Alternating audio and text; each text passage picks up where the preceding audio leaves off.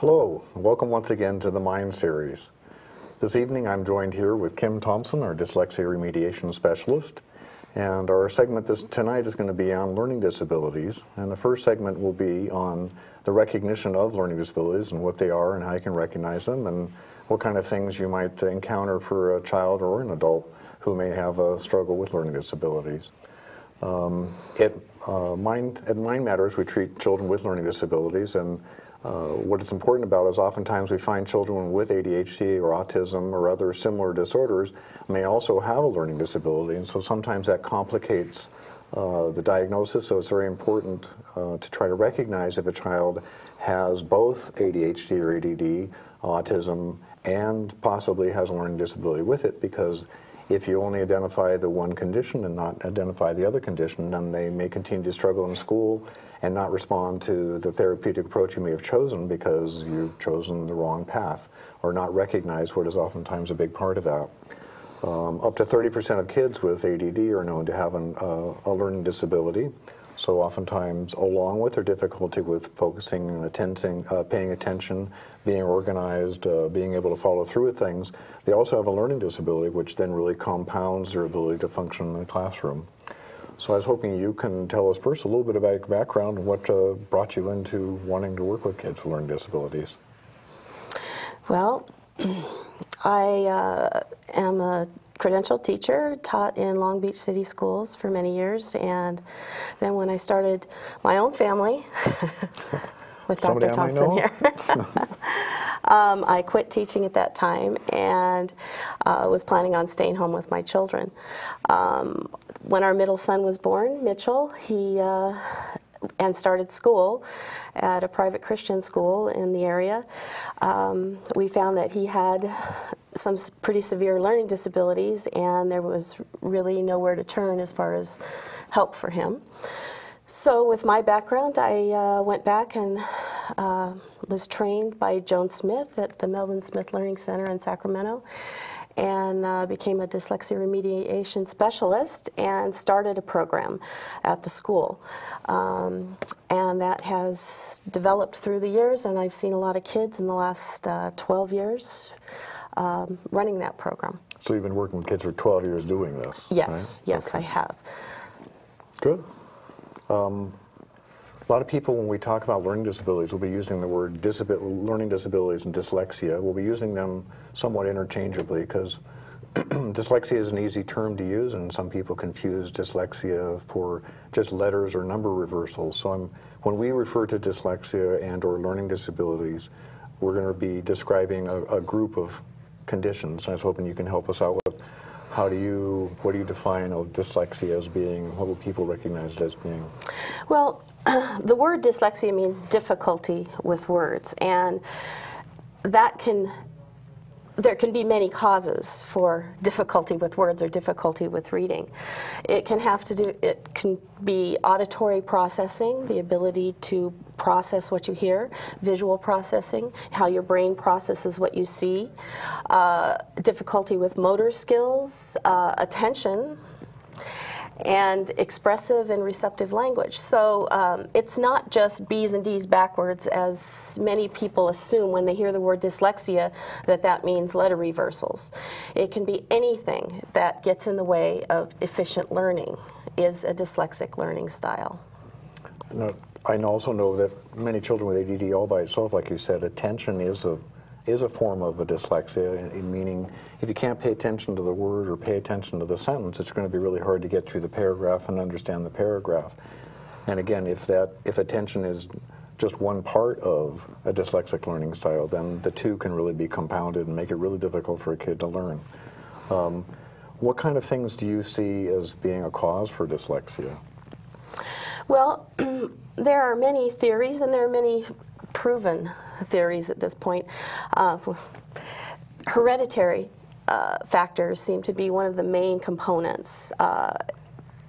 It's said that 88%, at least 88% of children with a dyslexic learning style have an immediate relative who also had difficulty with learning in school. Actually, I find that a lot when I see parents who have children with dyslexia.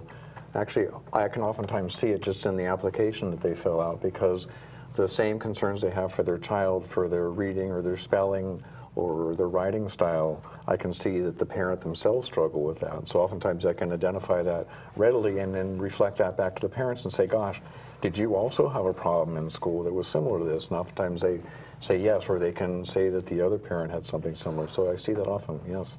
The what apple kind of things doesn't causes it? Apple doesn't fall far from the tree in a lot of these cases. There are a lot of things that our modern lifestyle have done to contribute to learning disabilities, to difficulties in school. We see a direct correlation between hours spent on TV, computers, electronic games, and the ability to pay attention. There's a direct correlation there.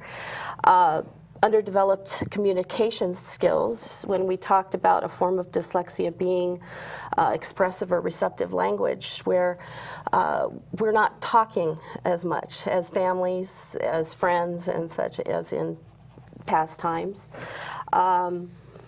Nutrition, we know that there's a factor there with the huge rise in food dyes, sugars, and allergies to different foods. Other causes may be academic expectations.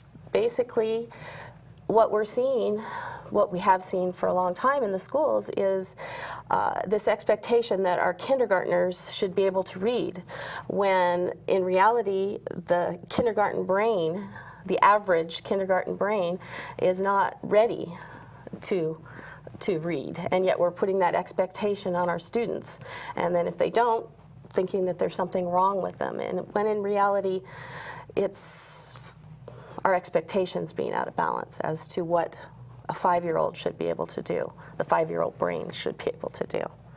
And it seems like our educational system really does, there's a lot of pressure to have the students meet certain standards, as they talk about in certain academics, and it seems like there's been a push to push up a lot of the skills that you and I did later in elementary school to becoming very early in school. I hear of kids doing times tables in 2nd and 3rd grade, and I remember very clearly in 5th and 6th grade doing those when I was a kid. So right. It seems like a lot of that whole dynamic has been pushed up. And right. Then I know you've talked about before that developmentally that may impact a child's ability to learn down the road if you try to do things too early. Can you help us with that? Well, in years past, kindergarten was a time for a child to learn to socialize. What we saw in kindergarten, even when I was a child, a long time ago, dance, movement, music, rhythm, all of those things. And we discount those today in school, when in reality those are all things that help the brain develop into an efficient learner, so that reading becomes easy and it falls into place. When we're getting rid of those things, we are in effect diminishing a child's ability to learn. And I think, unfortunately, I think a lot of that's set by state standards, and the teachers I think a lot of them may realize that some of these things are not necessarily appropriate, but they're forced to do what has been created as a standard at a state level. So, you know, it's not, for me, it's not about saying that the classroom teachers have got it wrong. No, they have very little control over it at this point. I think that it's a lot to do with the state and other people, and parents, I think, sometimes have this misconception that if somehow their child's reading out of kindergarten that they've gotten a head start, when in fact some may do well with that. But I know you've said before also that some kids then, if they start out and they stumble and fall in kindergarten, and then by the time they get to first grade, they're already falling behind, then how do they catch up? When something becomes difficult for any of us, we learn to avoid it. And so when we're putting unrealistic expectations on a child at an early age, oftentimes they're turned off to school and learning at that early age, which is where parents, I think, especially now, need to step in and make sure that kids are exposed to music and dance and rhythm and sports and all those things, and play. Play, all of those things at an early age. And like we talked about in prior episodes, where children who do a lot of physical activity are actually better at paying attention, they're better at learning sequencing and planning and things like that, which obviously is going to go into the ability to learn too, as far as their learning style. I know there's a lot of different forms of dyslexia, a lot of different forms of learning disabilities that kids can have, and some are going to present one way or another. I know that from my experience, you may have a child who can spell but he can't read. He may be able to do math but he can't read or spell, or he may be able to do both of those and not be able to do math, or they may be very inconsistent when they do that. So I know there's a lot of different flavors of learning disabilities. I hope you can kind of give us a flavor for how they look. What kind of different ways do you see a learning disability? Well, there are basically three, you could put them into three categories, three dyslexic learning styles. One being visual symbol confusion or visual processing. You may have heard that. 15% of students with a learning disability will have this type of a learning disability, which is when they see things, it's not a sight problem, but when they see things, it's how their brain processes what they see. This will present itself with things like when they see the word was, they may say saw, okay? Getting things out of order, sequencing being one of the things that you'll see in that.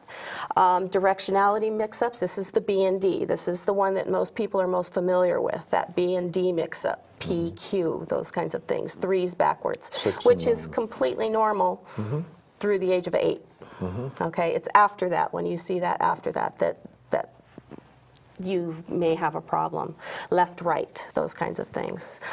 Dimensional talent it's a child's ability to see things from a lot of different angles. It's almost like they can project themselves across a room, which is great if they want to be an architect, but it's not so great if they want to learn to read, because they're also seeing words from all different angles. From this angle or that From that angle, or this angle. and yes. Right. So those are the kids you see mirror writing, things like that. So these are the things that we most often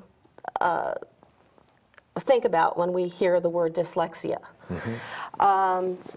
Some kids report that the words move around on the page, or that they will absolutely go off of the side of the page. They move. These kids may have extremely strong language skills. They have good oral comprehension. If someone tells them something, a story, a teacher, they can remember every single detail down to the last minutia. But reading is most difficult for kids that fall into this visual processing category. One of the three, first being visual, then there's auditory processing. 35 to 40% of kids with learning disabilities will have auditory processing problems. How this presents itself is in rhythm confusion. They have difficulty rhyming words. They have difficulty in hearing rhythms in speech. For instance, if you've ever seen Charlie Brown movies, whenever the teacher's talking, blah, blah, blah, blah, blah, blah, blah. That's pretty much how it sounds to a student who has an auditory processing problem. Their brain cannot hear the rhythms in speech. Therefore, rhythm gives meaning and comprehension to the spoken word. And if you can't hear that, it just sounds like a bunch of words. You'll also hear them read that way. They read with little or no expression, pay no attention to punctuation. Reading is just a bunch of boring words. There's no life, there's no rhythm, and therefore their reading comprehension generally is very poor. They can read, they can decode words just fine, but reading is more than just being able to decode the word. It is being able to get meaning. I know sometimes what's useful for me when I talk to parents about that, it's if you can read each word, it's like reading a telegram. And by the time you get to the end of a sentence, it just seems like a bunch of words, but you're not creating a picture in your mind. You're not.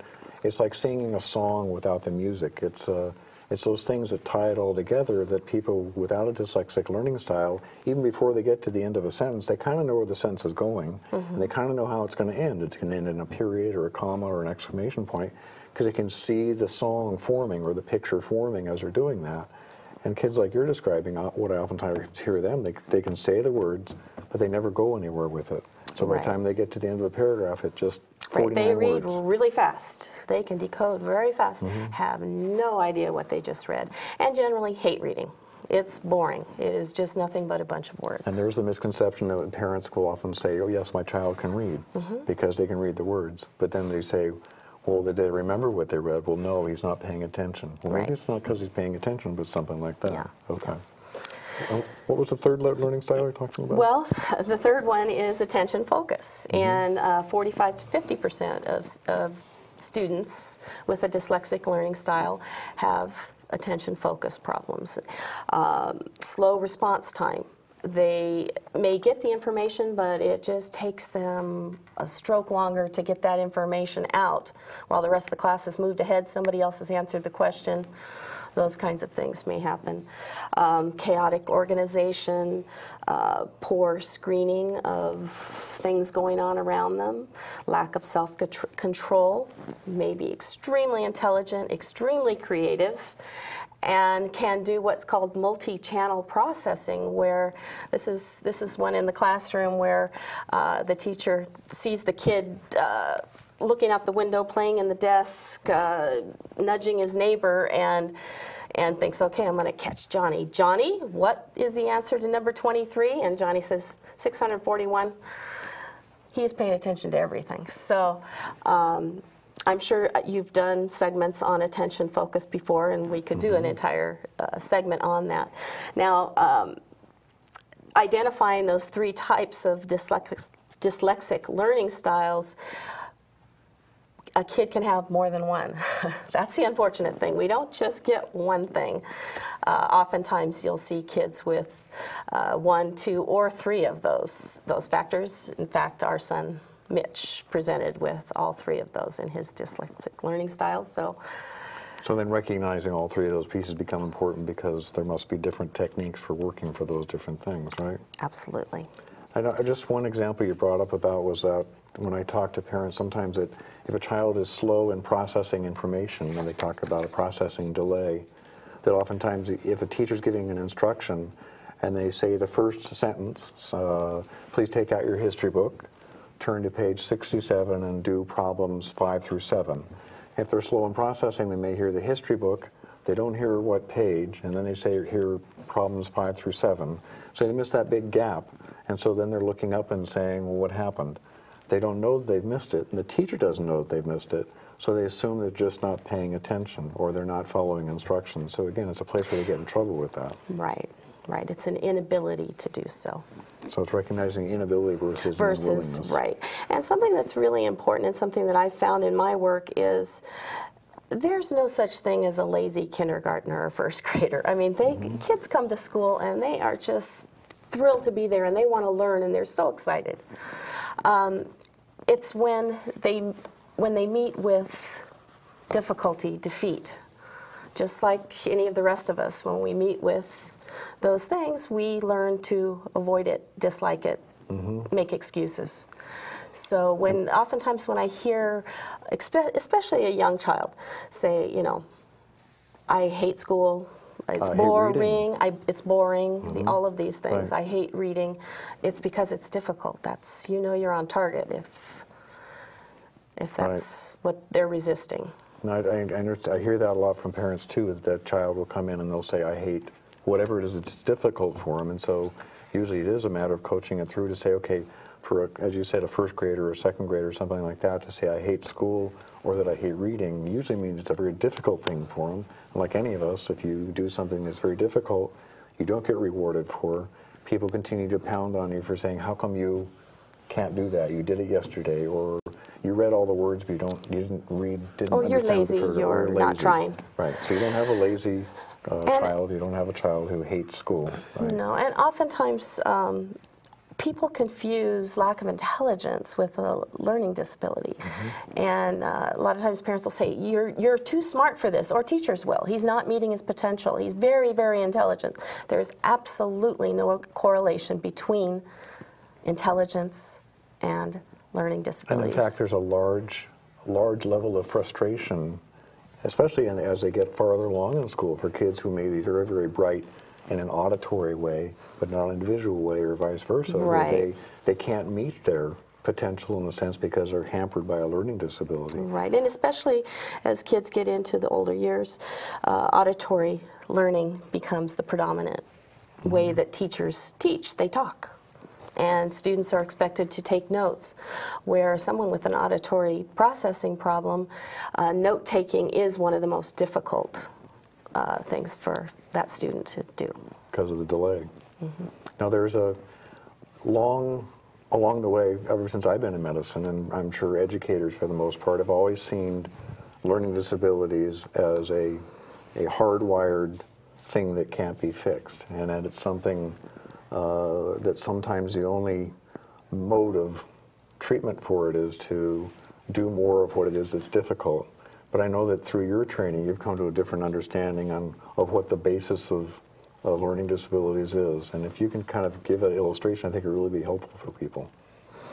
Okay. The brain is plastic. We know that we can retrain the brain. Oftentimes, children with learning disabilities, it's not retraining. Their brain has never been trained in certain ways. So too often the approach to a learning disability is to give a child more reading. The approach that we take at Mind Matters is looking at learning as 3 phases. I like to use the analogy of building a house. When we're building a house, the first thing we do is we build a foundation. The foundation needs to be strong in order to support the rest of the building. The foundations of learning are auditory processing, visual processing, motor skills, attention, focus, and language, being able to, speak and understand. Those are the foundations of learning.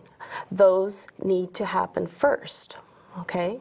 The next thing is the walls. The walls of learning are strategies. How does a child use those foundations in order to be successful in the classroom? One of the ways is through something called inner voice or inner language. That's that voice inside your head that reverbalizes what someone says. When you're taking notes, for instance, the teacher keeps on talking, but that voice in your head is repeating what he just said so that you can write that down.